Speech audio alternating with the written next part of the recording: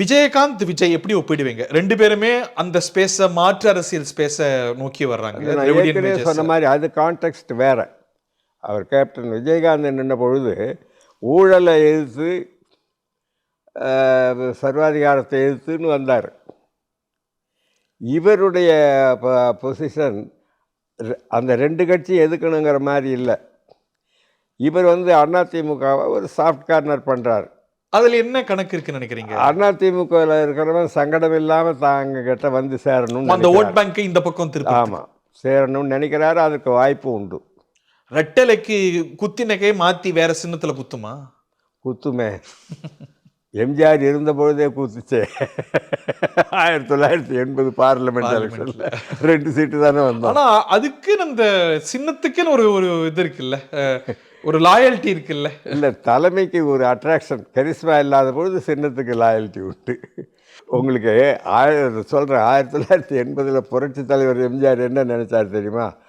தன்னுடைய செல்வாக்கு, தன்னுடைய அந்த கரிஸ்மா, அதனால் தான் என்ன சொன்னாலும் தமிழ்நாட்டு மக்கள் ஓட்டு போடுவாங்கன்னு நினச்சார். போடலையே. எம்ஜிஆருக்கே சர்க்கிள் என்கிட்டே அவர் சொன்னார். அப்போ இவர் ஜெகஜீவன் ராமன் நாங்கள் பிரதம மந்திரி வேட்பாளரை போட்டு ஒர்க் பண்ணோம். நான் அப்போவே சொன்னேன், நம்ம தப்பு பண்ணிட்டோன்னு அவர்கிட்ட தனிப்பட்ட முறையில் சொன்னேன். அதெல்லாம் இல்லை பாரு, நம்ம இந்த ஜெயிச்சிடலான்னாரு. தோற்று போச்சு. எம்ஜிஆர் காலத்திலேயே ரெட்டலை தோக்குன்னா அவருடைய பர்சனாலிட்டி, அவர் செல்வாக்க நம்புறாரு. நாட்டு மக்கள் எதிர்ப்பாக ஓட்டு போட்டாங்களா? தமிழ்நாட்டு மக்கள் ஏன் அனுபவத்தில் சொல்கிறேன், they are more intelligent than the politicians. தமிழ்நாட்டில் உள்ள அரசியல் தலைவர்களை விட நாட்டு மக்கள் கெட்டிக்காரங்க. அதனால தான் சொல்கிறேன், பிஜேபியை க்ளீனாக வாஷ் அவுட் பண்ணுவாங்க இந்த தேர்தலில். நீங்கள் வேணா பாருங்கள். நான் திருப்பி நீங்கள் சொன்ன அந்த பாயிண்ட்டுக்கு வரேன். விஜய் அதிமுகவை விமர்சிக்காதது அதிமுக வாக்குகளை வாங்கிறதுக்கு. அவன் ஒரு தயக்கம் இல்லாமல் வருவானல்ல. இப்போ புரட்சி தலைவர் எம்ஜிஆரையோ புரட்சி தலைவர் அம்மாவையோ விமர்சனம் பண்ணுறாருன்னு என்ன நம்ம தலைவர் எல்லாம் இப்படி சொல்கிறாங்களேன்றிருக்கும். இப்போ ஒன்றும் பண்ணாத விட்டால் ஈஸியாக போயிடுவாங்க. விஷமுறிவு மாதிரி எடப்பாடி பழனிசாமி அந்த ஸ்ட்ராட்டஜியை கையாளுறாரு பாருங்க. அவரும் விஜய் விமர்சிக்கிறது இல்லை. விஜய் வந்தால் மகிழ்ச்சி அப்படிங்கிறாரு பாருங்க. இல்லை, அதுவும் ஒரு யுக்தியாக பார்க்கலையா? அது யுக்தி இல்லை. ஏன்னா விஜய் ஒரு மேக்னெட்டிக் பர்சனாலிட்டி. விஜய் ஒரு இடத்துக்கு போகிறாருன்னா கூட்டம் தானாக வருது. எடப்பாடி பழனிசாமிக்கு எவ்வளோ பெரிய கூட்டம் வருதுன்னு பார்க்குறீங்க? 250 ரூபா ஒவ்வொரு ஆளுக்கும் கொடுக்குறாங்க. நம்ம ஒரு ஆர்ப்பரிப்பு பார்க்கணும்ல, நாடாளுமன்ற தேர்தல் இல்லாத ஆர்ப்பரிப்பாவது கூட செய்யாது. நீங்கள் எடப்பாடி கூட்டத்துக்கு போனீங்கன்னா தெரியும் பட்டுவாடா. விஜய்க்கு அப்படியே வருது, அவருக்கு ஸ்பான்டேனியஸாக வருது. பார்க்கணும் கூட்டம். சரி, அமைப்பு பலம் அது ரொம்ப முக்கியம் இல்லை இன்னைக்கு. அது அடுத்த பாயிண்ட். நீங்கள் சொன்னது கூட்டம். அதிமுகவில் இருக்கிறவங்க அங்கே போகிறாங்க, விஜய் கூட இருக்கிறவங்க இப்போ எடப்பாடி பழனிசாமிக்கு வருவாங்களா என்ன? He hopes that Vijay could join. அதுக்கான பாசிபிலிட்டி இருக்குன்னு நினைக்கிறீங்களா? தியரிட்டிக்கலி, பிராக்டிகலி யாருமே கடைசி வரையில் நம்பினா தான் கெடுறதுக்கு காரணம். விஜய் அதிமுக கூட்டணி வாய்ப்பு இருக்குன்னு நினைக்கிறீங்களா? அது இல்லை. அது நான் அன்னைக்கே ரொம்ப நாளைக்கு முன்னே சொல்லிட்டேன், விஜய் கட்சி ஆரம்பித்தது எடப்பாடியை முதல் மந்திரி ஆக்கவான்ட்டு. அது மட்டுமே இல்லை, அவர் நிற்கிறாருன்னா தான் அங்கே அந்த ரசிகர்கள் தொண்டர்கள்லாம் ஒரு ஆர்வத்தோடு வருவாங்க. வேறு யாருக்காவது அவர் ஆதரிக்கிறாருன்னா வரமாட்டாங்க. பர்சன்டேஜ் கூட வரலாம், சீட்டாக கன்வெர்ட் ஆகுமா? அதுதான் ப்ராப்ளம். அதுதான் கரெக்ட் அசஸ்மெண்ட். அதாவது ஓட்டு சதவீதம் வரும், அது சீட்டாக வர்ற அளவுக்கு அதை பில்டப் பண்ணுறது தான் எதிர்காலத்தை பொறுத்து இருக்கு. திரு விஜயகாந்த் நிறைய அதிமுக அபிமானிகளுடைய வாக்குகளையும் எடுத்தார். இப்போ விஜய் வெறும் அதிமுக வாக்குகளை மட்டும் நிறைய எடுப்பார்னு நினைக்கிறீங்களா? லெஃப்ட், ரைட் அண்ட் சென்டர் எடுப்பார்னு நினைக்கிறீங்களா? விஜய்க்கு புது ஓட்டர்ஸ் வராங்க. ஓஹோ, யங்ஸ்டர்ஸா? ஆமாம், எந்த கட்சியிலும் இல்லாதவங்க வராங்க. அவங்க தேர்தல் ப்ராசஸில் எந்தூசியஸ்டிக்காக பங்கு கொள்றவங்களா? இப்போ ட்ரெடிஷ்னலாக வாக்களிக்கிறவங்க அதெல்லாம் தெரியல எனக்கு. ஆனால் பொதுவாக ஒரு குட்வில் இருக்கு விஜய் மேலே. திரு விஜயகாந்துக்கு இருந்த ஓப்பனிங்கை விட இவருக்கு பெட்டராக இருக்கும்னு நினைக்கிறீங்களா? ரெண்டும் கம்பேரபிள் தான்.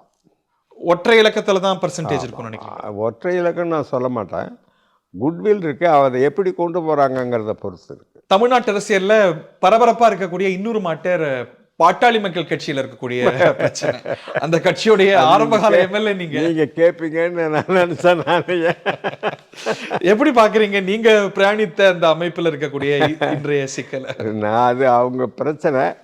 ஆனால் ஒன்று மட்டும் நான் சொல்கிறேன், அன்புமணி ராமதாஸ் பொறுத்தவரை ஒரு பாசிட்டிவ் லைன் எடுக்கிறாப்புல என் அனுபவத்தில். அதாவது இத்தனை காலம் நாம் அரசுகளிடம் கோரிக்கை வைத்தோம், நாம் இனிமேல் கோரிக்கைகளை நிறைவேற்றும் ஆட்சியில் பங்கு கொள்ள வேண்டும் அப்படின்னு ஒரு லைன் மாறுறாரு.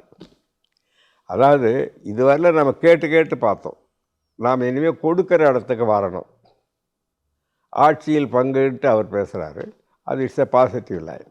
டாக்டர் ராமதாஸ் நிறைய டேமேஜ் பண்ணுறாருன்னு நினைக்கிறீங்களா விமர்சிச்சு பார்ட்டிக்கு அதோடைய இன்ட்ரெஸ்ட்டுக்கு?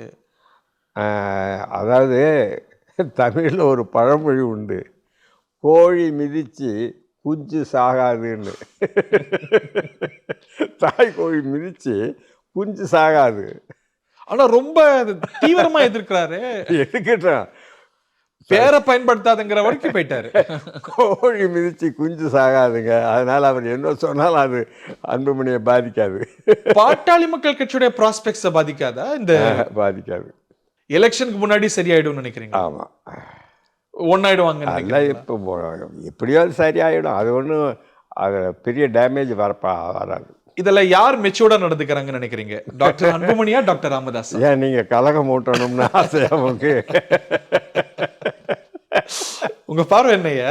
நான் தான் ஏற்கனவே சொல்லிட்டேன், அன்புமணியினுடைய அந்த அப்ரோச் அணுகுமுறை என்னை பொறுத்தவரையில் வரவேற்கத்தக்கதுன்னு சொன்னேன். ஆட்சியில் பங்குன்னு அவர் கேட்குறாரு, அது கரெக்ட்.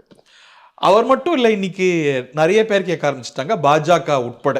இந்த தேர்தலில் கூட்டணி ஆட்சி கோஷம் ஒரு முக்கியமான பேசு பொருளாக வந்திருக்கு.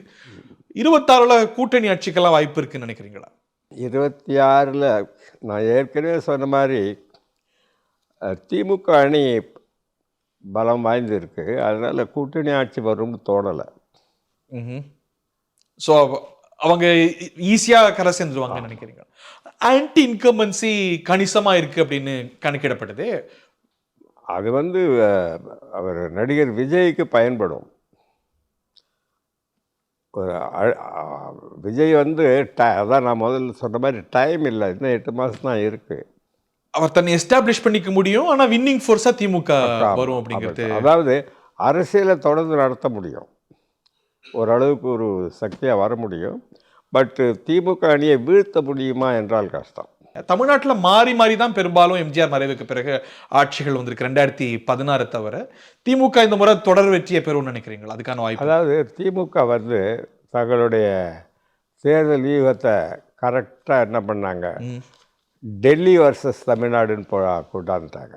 அதாவது ஏற்கனவே அவங்க ஜெயலலிதா வர்சஸ் கலைஞர் அல்லது புரட்சி தலைவர் வர்சஸ் கலைஞர்னு இருந்தது. இப்போ இவர் என்ன ஸ்ட்ராட்டஜி என்ன பண்ணிட்டாங்க, டெல்லி வர்சஸ் தமிழ்நாடுன்னு கொண்டாந்துட்டாங்க.